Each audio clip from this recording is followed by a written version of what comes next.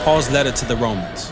It's one of the longest and most significant things ever written by the man who was formerly known as Saul of Tarsus. He was a Jewish rabbi belonging to a group known as the Pharisees, and he was passionate and devout to the Torah of Moses and the traditions of Israel.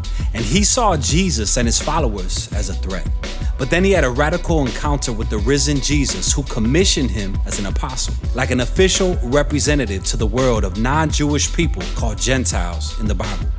And he started going by his Roman name Paul. And he traveled all around the ancient Roman Empire, telling people about the risen King Jesus, and forming his followers then in these new communities called churches. And Paul would occasionally write letters to these new Jesus communities to help them foster their faith or answer questions. And the book of Romans is one of these. It was actually written quite late in his career. Now we know from the book of Acts that the church in Rome had existed for some time, that it was made up of Jewish and non-Jewish followers of Jesus. But at one point, the Roman Emperor Claudius had expelled all the Jewish people from Rome. And then about 5 years later, all of those Jews, including Jesus-following Jews, were allowed to return. And when they did, they found a church that had become very non-Jewish in custom and practice. And so this created lots of tension. So that by Paul's day, the Roman church was divided. People disagreed about how to follow Jesus. They were debating about whether non-Jewish Christians should celebrate the Sabbath or eat kosher or be circumcised. And so Paul wrote this letter to accomplish a few things. He wanted this divided church to become unified. And for a practical purpose, he was hoping that the Roman church could become a staging ground for his mission to go even further west all the way to Spain. And so these circumstances are what motivated Paul to write out his fullest explanation of the gospel, the good news that he was announcing about Jesus' life, death, and resurrection. Now the letter is designed to have 4 main movements, but it's unified as one long flowing exploration of the gospel. The gospel, Paul says, first of all reveals God's righteousness, and that it also creates a new humanity which fulfills God's promise to Israel. And so it's this gospel that's going to unify the church. Let's first take a look at the ideas explored in chapters 1 through 4. So Paul opens by introducing himself as an apostle appointed by God to spread the gospel about Jesus, how he's the Messiah of Israel who was raised from the dead as the Son of God, King of the nations. And Jesus now calls all humanity to come under his loving rule. And Paul says this good news about King Jesus is first of all, God's power to save people who trust in him. And second, that it reveals God's righteousness. Now, righteousness is a rich Old Testament word for Paul. It describes God's character, that he always does justice, what is right and what is good, but also that he is faithful and just to fulfill his promises. And Paul is saying that the story of Jesus shows how God has done both of these things. How? Well, he goes first into a long, creative retelling of Genesis chapters 3 through 11. He shows how all the Gentile world, all the nations, have become trapped in the spiral of sin and selfishness. The human heart and the mind are broken, Paul says.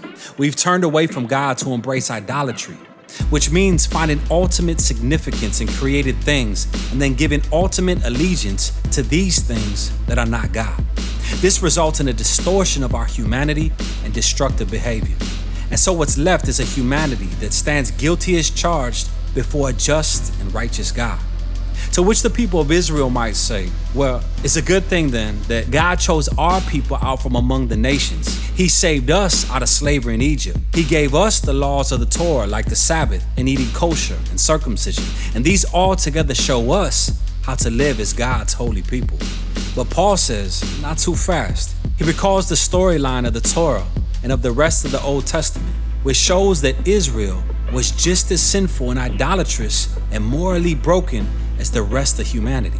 Israel is actually more guilty than the Gentiles, Paul says, because they have the Torah. They should know better. And so Paul concludes, all humanity, Gentiles, Israelites, are hopelessly trapped and guilty before God. But that is not the final word.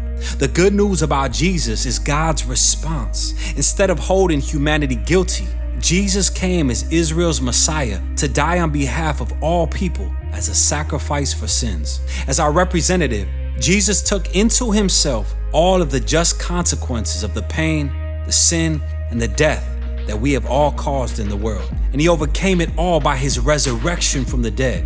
It's his new resurrection life that he makes available to others. Jesus became what we are so that we might become what he is. And all of this, Paul says, is how God justifies those who trust or have faith in Jesus. Now, justification is another rich Old Testament term for Paul, and it's related to God's righteousness. It literally means to declare righteous. Because of what Jesus did on our behalf, we are given a new status before God. Instead of finding us guilty, God declares that a person is in a right relationship with him and is forgiven. Justification results in a new family. The person who trusts in Jesus is given a place among God's covenant people. Justification also results in a new future, which begins a journey of life transformation by God's grace. All of these things about justification are God's gift to those who, through their faith, are in Christ. And so this leads Paul in chapter 4 to explore the huge implications that all of this has for who can be a part of God's covenant family. He goes back to the story of Abraham in Genesis chapter 15. Before any of the laws of the Torah were given to Israel, Abraham was justified or declared righteous before God. But how? Well, God promised that Abraham would become a father of a large, multi-ethnic family that would receive God's blessing. But he and his wife Sarah, they were really old and they had never been able to have children. But nonetheless, Abraham had radical faith and trust in God's promise. And so God declared him to be righteous. And so Paul says now Abraham has become the father of God's new covenant family, and it's spreading all around the world. It's made up of Jews and Gentiles who have the same kind of faith and trust in the one who fulfilled God's promise to Abraham, Jesus the Messiah. So let's pause and summarize Paul's main ideas here in chapters 1 through 4, because they're the foundation for understanding the rest of the letter. All humanity is hopelessly trapped in sin and needs to be rescued. That rescue, however, is not going to happen by people trying to obey the laws of the Torah. Rather, God's righteous character has moved him to rescue the world through Jesus' death and resurrection, so that he could create that multi-ethnic family of Abraham based on faith as his own new covenant people. And so Paul is going to go on to show us how this new family is part of something much, much bigger that calls them to a whole new way of life together. In the remaining 3 movements of the letter to the Romans, Paul is going to develop these ideas even more. So remember Paul's exploration of justification by faith, that when people trust Jesus' death and resurrection was for them, they're given a new status, they're placed in a new family, the covenant people of Abraham, and they're given a new future, the hope of a transformed life. Now Paul wants to show how this reality should reshape every part of our existence, because being in this family means being a part of a new humanity that God is creating through Jesus and the Spirit.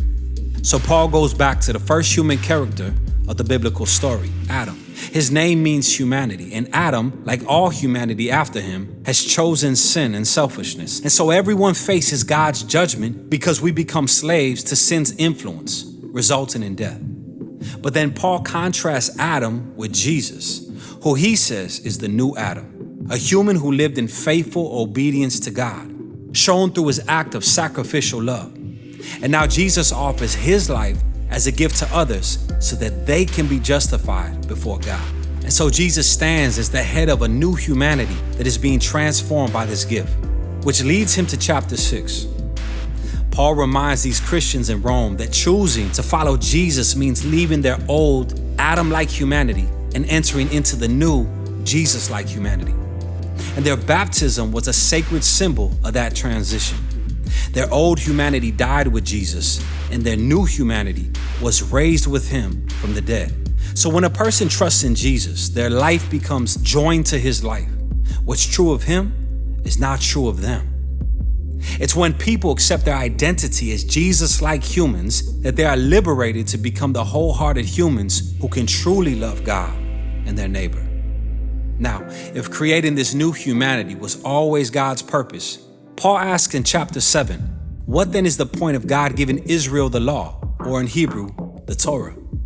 Now, side note, when Paul uses this word law, he sometimes means the storyline and message of the first 5 books of the Bible. But other times, he's more specifically referring to the hundreds of commands given through Moses and that are found in the Torah. The second meaning is Paul's focus here. What was the purpose of all those commands? Paul says that the commands of the Torah were good.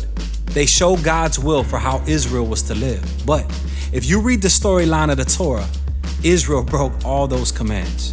The more laws Israel received, the more they replayed the sin of Adam and rebelled. So even when God gave his people specific moral rules to obey, they did not fix the problem of the sinful human heart.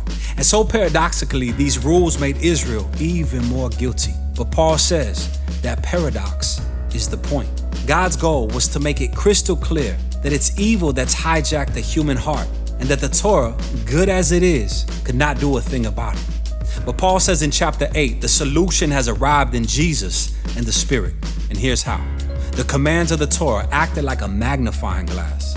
It focused the problem of the human condition into one place, on the people of Israel. But now Israel's representative, Jesus the Messiah, has paid for and dealt with all of that sin through his death and his resurrection. And now Jesus has released his Spirit into his new family to transform their hearts so they can truly fulfill the call of all the Torah's commands to love God and neighbor. And there's more. God's renewal of human beings is the first step of his larger mission to rescue and renew all of creation, making it a place where his love gets the final word. Now you can see how chapters 1 through 8 are one long flow of thought here. But it raises some other questions. If all of this was God's purpose, what is the current status then of Paul's fellow Israelites who don't acknowledge Jesus as the Messiah? How does this story fulfill God's promises to them? Paul begins in chapter 9 with his own anguish over fellow Israelites who don't think Jesus is their Messiah. And it leads him to reflect on Israel in the past from the Old Testament story. And he reminds us that simply being an ethnic Israelite, a physical descendant of Abraham, never made one automatically a faithful member of the covenant family. Paul shows us how God has always selected a subset from Abraham's family to carry on the line of promise. And his point is that now that line of promise is carried on by those who follow Jesus. He reminds us that for a long time, people inside and outside Abraham's family have rejected God's will. He reminds us of the story of Israel and the golden calf, and of Pharaoh's rebellion. He shows us how God was able to orchestrate events so that people's rejection of him actually accomplished his redemptive purposes. And so in chapter 10, Paul turns his focus to Israel in the present. The reason many Israelites reject Jesus is because they're basing their covenant relationship with God on their performance of the commands in the Torah. And so sadly, they don't recognize what God has done through Jesus to create a new covenant family on the basis of faith. And so Paul asks in chapter 11, what is Israel's future? Has God written off his people? No, he says.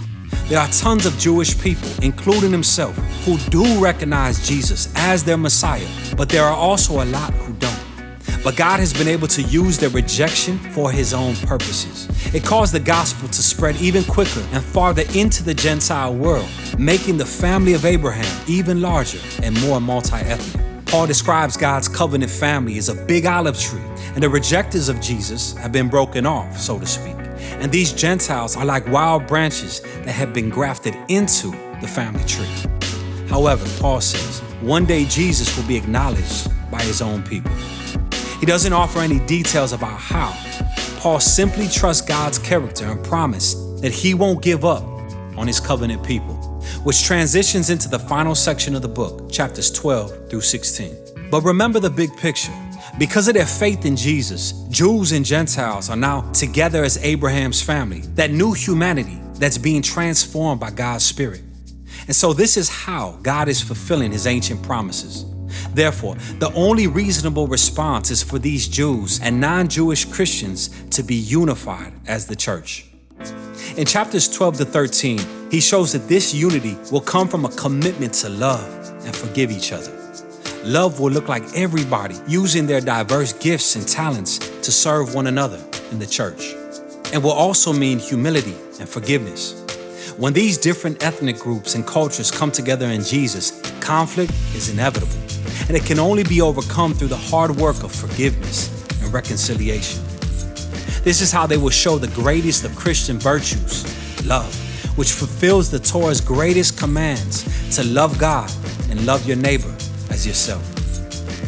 In chapters 14 and 15, he focuses specifically on the issues that are creating ethnic divisions in the Roman church. These are disputes about Jewish food laws and the Sabbath. And Paul says these practices don't define who's in or out of Jesus' family. And if people differ over these culturally important but non-essential issues, they need to learn how to respect each other's differences.